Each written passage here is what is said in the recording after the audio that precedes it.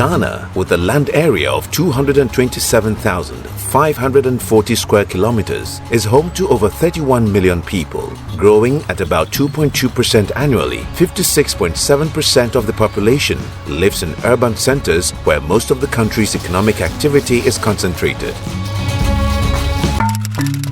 Over the years, there has been a general drift of the population to urban centers in search of economic opportunities, a phenomenon commonly known as rural-urban migration. This documentary focuses on a group of females that migrates from northern Ghana to engage in head poterage to keep body and soul together. Known in the Ghan language as Kayayei, these are mainly an unskilled labor force that travels hundreds of kilometers to Kumasi and Accra to live their dreams.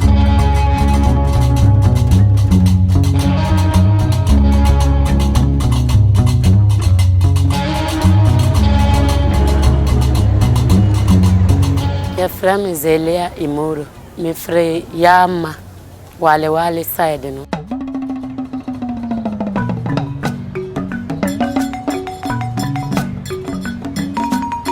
Me mama me papa wo mi no, me ni mo amu, ana mo ka baby, ana me ban cry. Me basa, me kwaba, ana me ne be ma bi share, na ma wo kwala 3, ana be ma no so aka baby.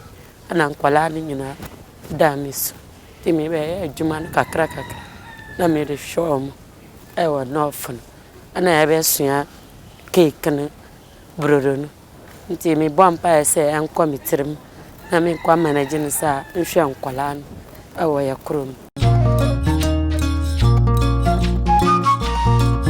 I'm a country Veronica. I'm from Boga.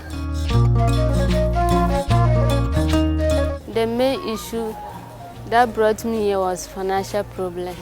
I completed senior, but I was not able to further my education due to some issues because I don't have any parent. I don't have even mother to talk of father. So I'm alone with my sisters and my brothers. And they too, our place, we don't have anything to do. Just if you are there, you are just sitting down doing nothing. So that's why I said, then let me travel to down south and see whether I'll be able to get something small to go home and further my education.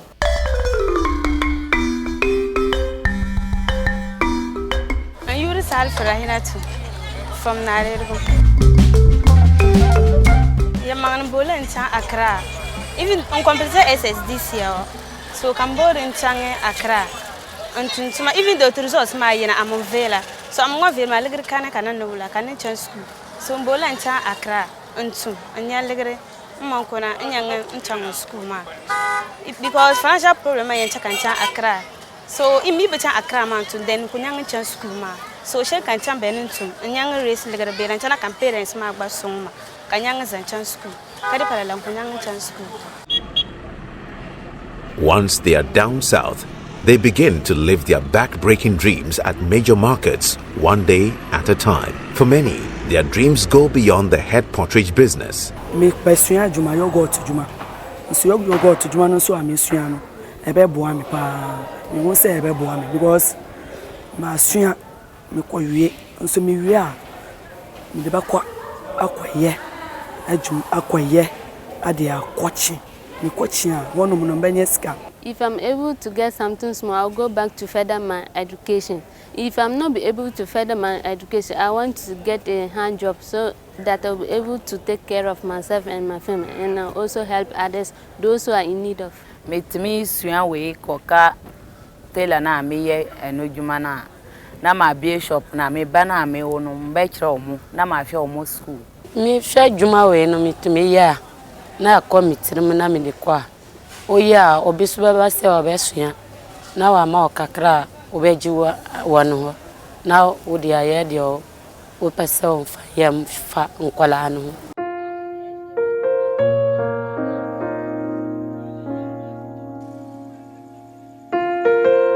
Their determination to build the economic base to support their dreams is often punctuated by very difficult challenges. Not least, rape by unscrupulous males. They have been raping so many people here. And I thank God that they didn't get me, and I'm praying that they shouldn't get me, because all this one is due to we don't have any place to sleep. When it's time for them to sleep, they tie their legs together so nobody gets grabbed when the others are asleep. So these are many more some of the issues these people face in terms of sleeping, in terms of having a safe space to lay their heads. Baby, I ever done yo. So tired, Namusa. I that my station, Musa. So tired, womb.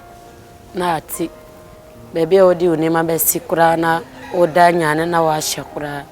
I ask some my own. They are exposed to so many dangers. There is a vulnerability and there are threats which are coming from all over, be it sexual abuse, be it the fact that they don't have any place to stay, they are out of school, they are really demeaned of so many other things. And also, we may recall that even the COVID-19 came to deepen their condition and their vulnerability, especially with the lockdown period where they had lost their economic means or earnings where they were getting from transporting the goods. So it made them even more vulnerable.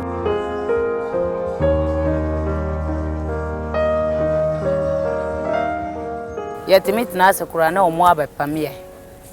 Dabra yebet nase keke. Ayedin amaye. Kaya no utimi so akopem obi a obayiye o. Se wonya nipa. You just put something, you just move a step small. Someone will just come and pick it away and say, carry your things away. Here is not your ball like that. You are putting something here. They have just so many insults, so many words that they use to us. It's not fine. Corona de omubo. Wet my boy basikano. Would they be my way one off? Over Quanona, Wadi. Over would never quine. You just put something, some small amount of money down, they just come and pick it away. What breast more than 1 year, not 2 years. Scanner 1 year, no be batamko.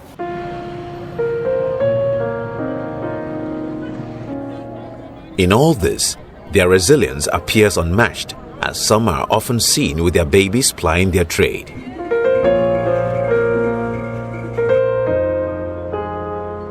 The sight of girls as young as 10 years engaged in Kayayei disturbingly signals that this back-breaking and demeaning phenomenon has taken on a life of its own and is unlikely to go away soon unless a comprehensively sustainable project is initiated and rolled out.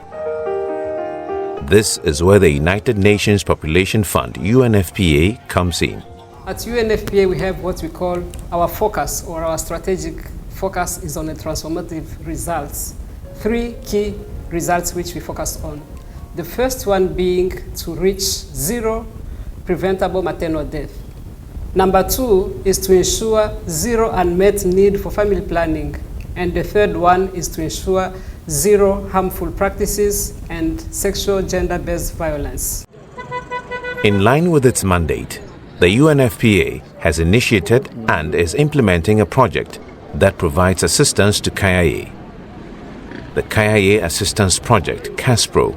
Kayayei is a group of women and girls who migrated to certain parts of Ghana, especially in the southern Ghana, to seek greener pasture by carrying market loads for a fee.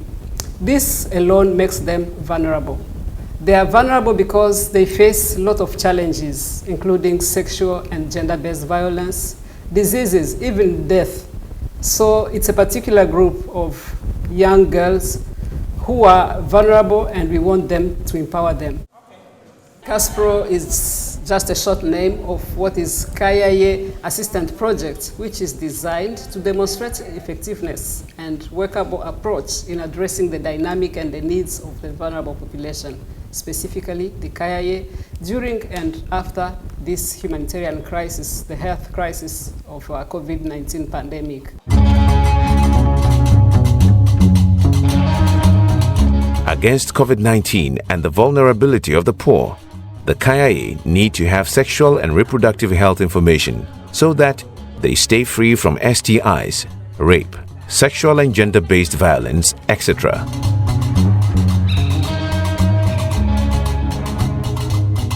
As an entry point to achieve this, the Kayayei Assistance Project distributed food and dignity kits for their use.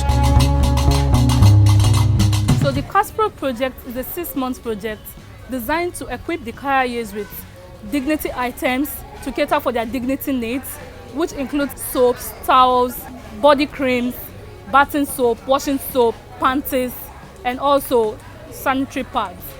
The food items, which includes raw rice, raw beans, raw gari, groundnut oil, tinned tomatoes, fish, and other items to ensure that a whole meal can be prepared from these food items. And then we also equip the girls with reproductive health education on a monthly basis.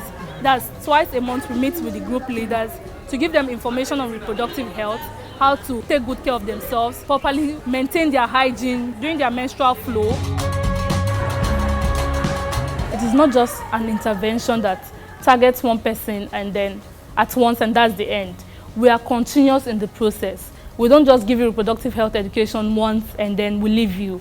We are continuous in your we want your feedback, we want to hear from them, we want to hear from the girls, we want to hear from the group leaders and market chiefs and the magajias, how the project has been beneficial. So they themselves give us feedback as to what they want to hear in our next session.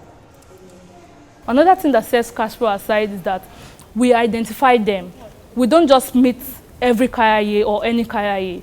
We have an identification card for each and every member in the group. We have a follow-up means. We call you to say, okay, are you in town? Are you up north? Are you in Accra? Can you attend? Can't you attend? So we've developed this kind of trust over time.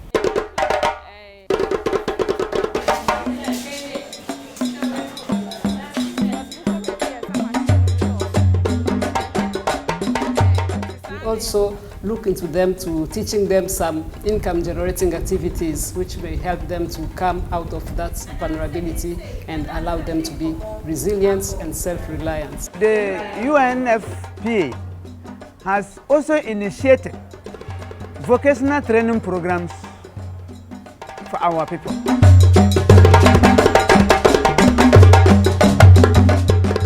Soap making,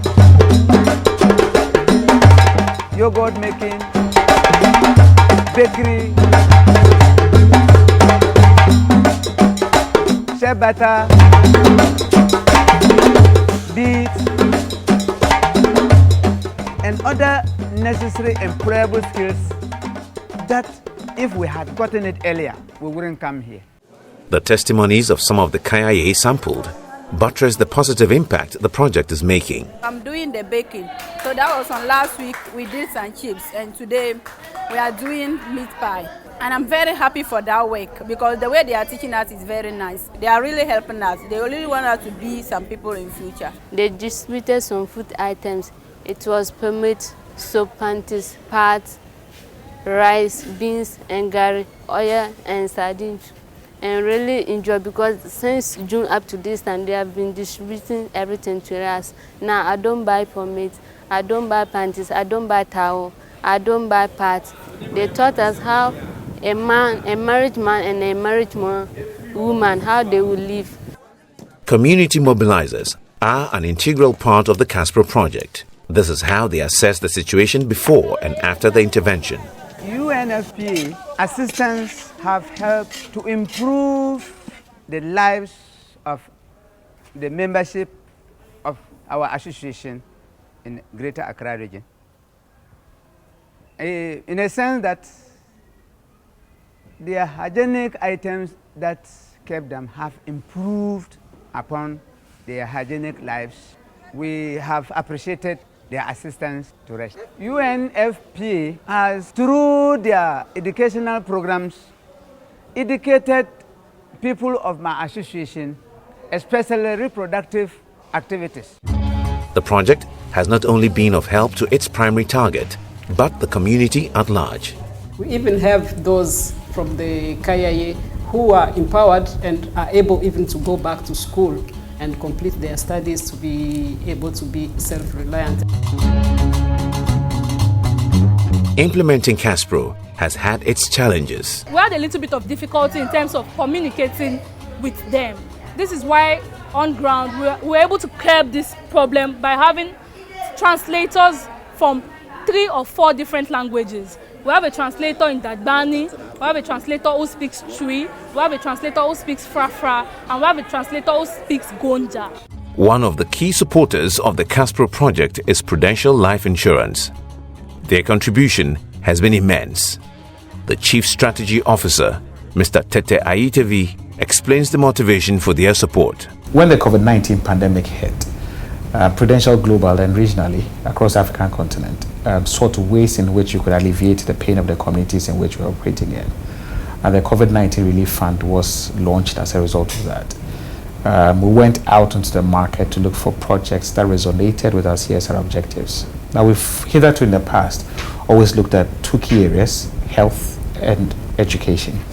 And this project by UNFPA, the Kayayei program, carried these two pillars in there. There was a portion that educated the Kayayei, and there's a portion that also emphasized on their health and reproductive rights.